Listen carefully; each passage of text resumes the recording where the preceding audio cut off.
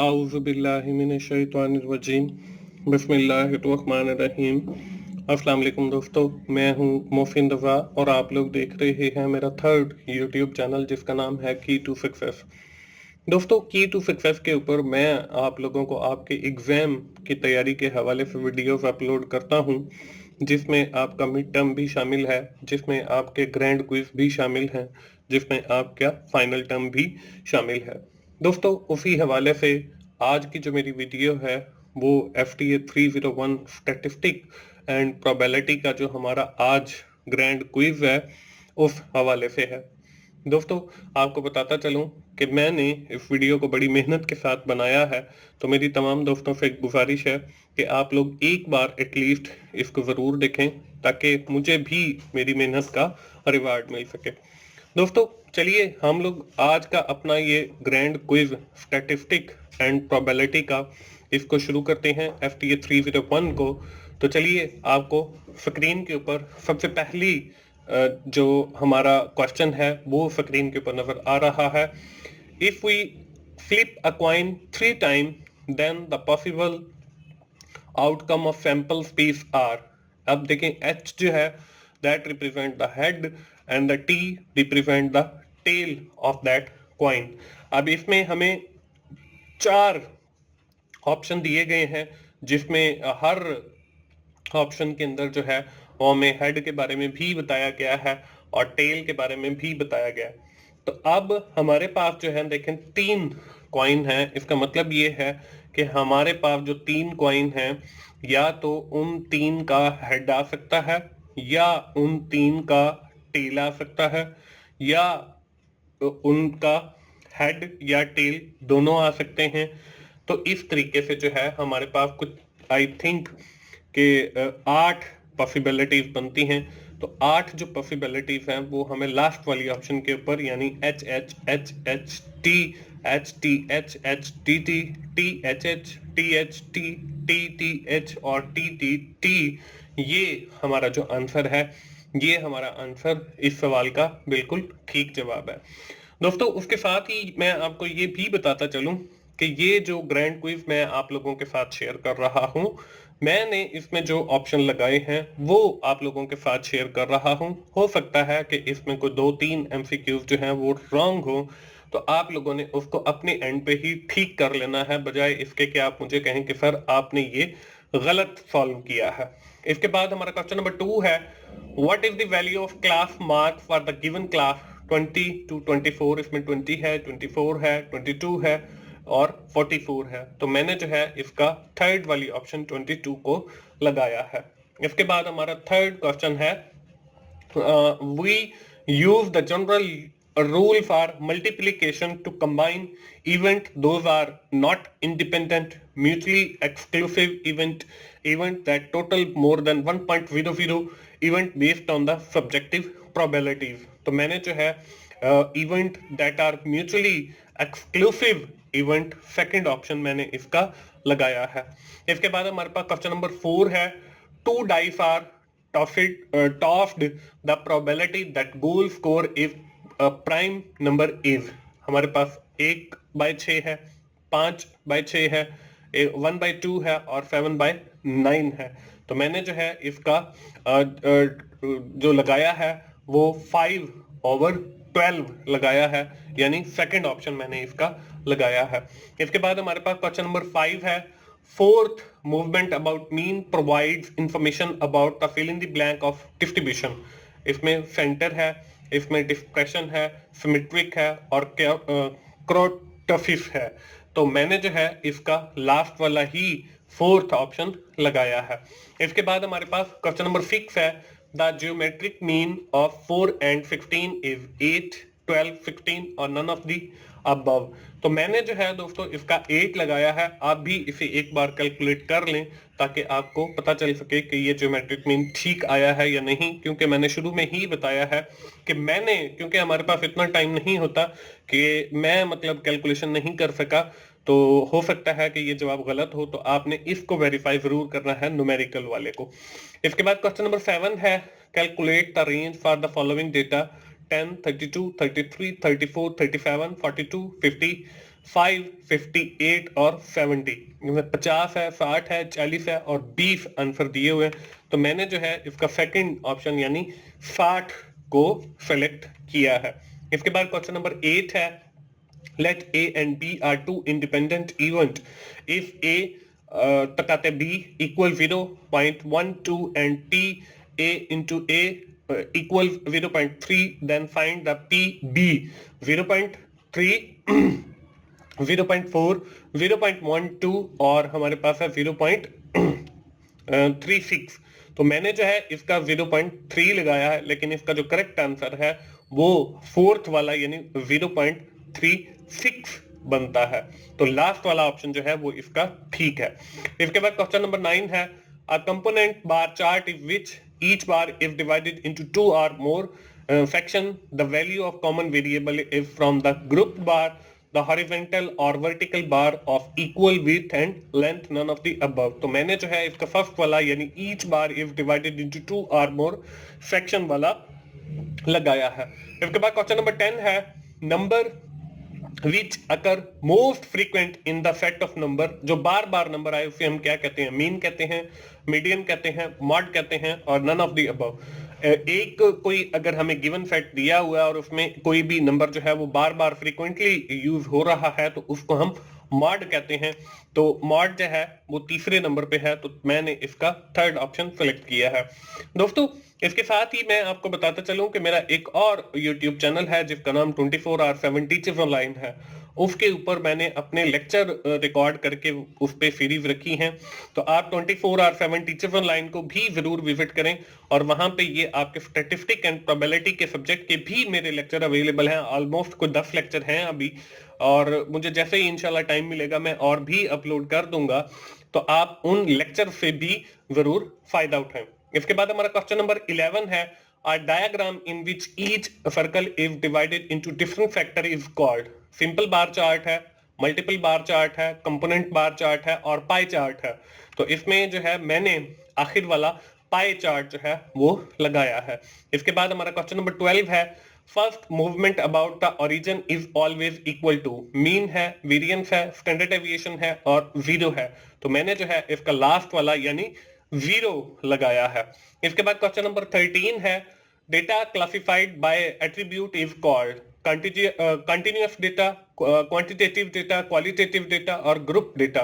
तो मैंने जो है वो एट्रीब्यूट के बेस पे जो डेटा ग्रुप किया जाता है उसको हम क्वालिटेटिव डेटा कहते हैं। तो थर्ड ऑप्शन मैंने इसका लगाया है। इसके बाद हमारा क्वेश्चन नंबर 14 है, how many percent correspondence to Q1 if you will interrupt it 25%, 50%, 75% और 80%। तो मैंने जो है वो इसका सेकंड वाला ऑप्शन यानी 50% लगाया है। इसके बाद हमारा क्वेश्चन नंबर 15 है, ranking of fishes of competitor in foot race in is an example of fill in the blank. Ratio scale है, ऑर्डिनल स्केल है, नॉमिनल स्केल है और इंटरवल स्केल है। तो मैंने जो है इसका ऑर्डिनल स्केल यानी सेकंड ऑप्शन को लगाया है। इसके बाद हमारे पास क्वेश्चन नंबर 16 है, component bar chart are used when the data is divided into parts, groups, circle and none of the above. तो मैंने जो है इसका सेकंड वाला यानी ग्रुप्स को लगाया है। इसके बाद हमारे पास क्वेश्चन नंबर 17 है, which of the following is true statement about the median? It always one of the theta values, it is influenced by extreme value. 50% of the observation are large than the median. It is the median value of the data value। तो मैंने जो है इसका आखिर वाला यानी it is the middle value of the data value median के बारे में लगाया। मीडियन वैसे भी मतलब मिडल वाली वैल्यू होती है, तो आखिरी ऑप्शन जो है वो मैंने इसका लगाया है। इसके बाद हमारे पास क्वेश्चन नंबर 18 है, the most repeated popular value in the data set is called. Median है, ज्योमेट्रिक मीन है, मॉड है और हार्मोनिक मीन है। ये आई थिंक क्वेश्चन जो है इसको दोबारा घुमा के जो है वो पूछा गया है। पहले भी इसी तरह का एक क्वेश्चन आया है जहां पे मैंने आप लोगों को बताया था कि मोस्ट रिपीटेड वैल्यू जब पॉपुलर वैल्यू जो है वो मॉड होती है। तो इसमें जो थर्ड ऑप्शन है वो हमारे इस सवाल का बिल्कुल ठीक जवाब है। इसके बाद क्वेश्चन नंबर 19 है, इफ P into A 0.3 और PB जो है वो 0.5 है, then find P into A union B where A and B are mutually exclusive event। तो 0.3 है, इसमें 0.5 है, 0.8 है और हमारे पास 0.15 है। तो इसमें मैंने जो है वो हमने यूनियन लेना है, यानी दोनों को मर्ज करना है, तो वो मैंने 0.8 यानी थर्ड ऑप्शन को लगाया है। इसके बाद हमारे पास क्वेश्चन नंबर 20 है, which of the following measure of average is not based on the following value given in the data set. इसमें अरिथमेटिक मीन है, हार्मोनिक मीन है, मॉड है और मीडियन है। तो मैंने जो है इसका मॉड लगाया है, थर्ड वाला ऑप्शन, तो इसको भी आप एक बार कंफर्म कर लें। इसके बाद हमारे पास क्वेश्चन नंबर 21 है, if a distribution have negative skewed in what order lowest to highest will the average be? Mean, mode, median, mean, median, mode और मॉड, मीडियन, मीन और मीडियन, मॉड, मीन। तो मैंने जो है इसका सेकंड वाला option यानी मीन, मीडियन, मॉड लगाया है। दोस्तों मैं आपको बताता चलूं कि मेरा एक और YouTube चैनल है जिसके ऊपर मैं आपकी असाइनमेंट के सॉल्यूशन भी अपलोड करता हूं, वर्चुअल स्टूडेंट सपोर्ट सर्विसेज। आप उस चैनल को भी जरूर सब्सक्राइब करें और ये जो मैंने वीडियो बनाई है इसको भी एक बार आप जरूर देखें। और मेरी जो 50 MCQ वाली वीडियो है प्लस ये वाली वीडियो, अगर आप इन दोनों वीडियोस को देख लेते हैं और अच्छे तरीके से कर लेते हैं तो आप इंशाल्लाह बहुत अच्छे नंबर हासिल कर सकते हैं। इसके बाद क्वेश्चन नंबर 22 है, Which of the following will be used to draw an ogive? इसमें है accumulative frequency distribution है, a joint frequency distribution है, a frequency distribution है, a relative frequency distribution है। तो मैंने जो है इसका फर्स्ट वाला यानी accumulative frequency distribution लगाया है। इसके बाद हमारा क्वेश्चन नंबर 23 है, if the relative frequency are used, the cumulative frequency polygon rises fill in the blank from the value 0 at the left to the value 1 at right, from the value 1 at left to the value 0 at right, from the value 0 at right to value 1 at left और none of the above। तो इसमें जो first वाली option है ये हमारे इस सवाल का बिल्कुल ठीक जवाब है। इसके बाद क्वेश्चन नंबर 24 है, the middle value of N ordered array of the number is, आगे मीन, मीडियन, मॉड और मिड पॉइंट है। तो इसमें जो मिडिल वैल्यू होती है उसको हम मीडियन कहते हैं। तो सेकंड ऑप्शन मैंने इसका लगाया है।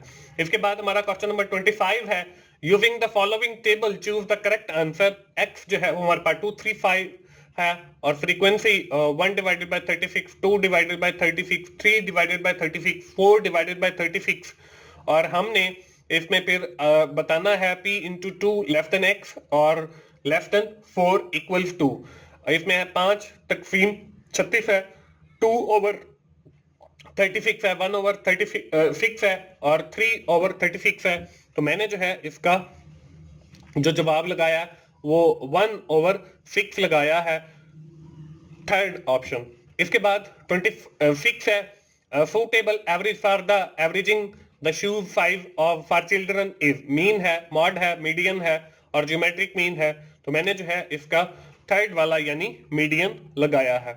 इसके बाद हमारे पास village patwari collecting the data about cotton crops is example of primary data, secondary data, numerical data और क्वांटिटेटिव डेटा। तो वो मतलब पहली बार कलेक्ट कर रहा है तो इसलिए इसको हम प्राइमरी डेटा कहते हैं। तो पहला ऑप्शन मैंने इसका सेलेक्ट किया। इसके बाद क्वेश्चन नंबर 28 है, what is the mod of the following data? 1 1 2 2 5 5 और 7 7। इसमें आंसर में हमारे पास 1 2 1 2 5 और 1 2 5 7 और नन ऑफ द अबव है। तो इसमें देखें हमारे पास 1 भी 2 टाइम आ रहा है, 2 भी 2 टाइम आ रहा है, 5 भी 2 टाइम है और 7 भी 2 टाइम है। इट मींस कि हमारा जो आंसर होगा मोस्ट रिपीटेड वैल्यू वो 1 भी है, 2 भी है, 5 भी है और 7 भी है। तो थर्ड वाला ऑप्शन जो है वो इसका ठीक जवाब है। इसके बाद क्वेश्चन नंबर 29 है, which of the following is not characteristic of arithmetic mean? It is influenced by extreme value. 50% of the observation are larger than the median. The sum of square deviation from the mean is always minimum. The sum of observation from the mean is 0.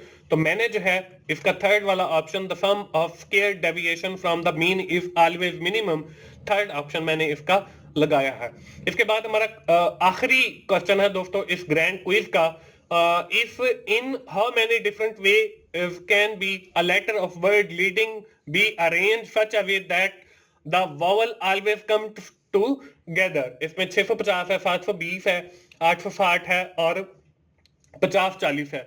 तो मैंने जो है इसका second option 720 लगाया है। तो दोस्तों ये था हमारा आज का ग्रैंड क्विज। उम्मीद है आप लोगों को काफी सारा आइडिया मिल गया होगा कि किस टाइप के क्वेश्चन आ रहे हैं।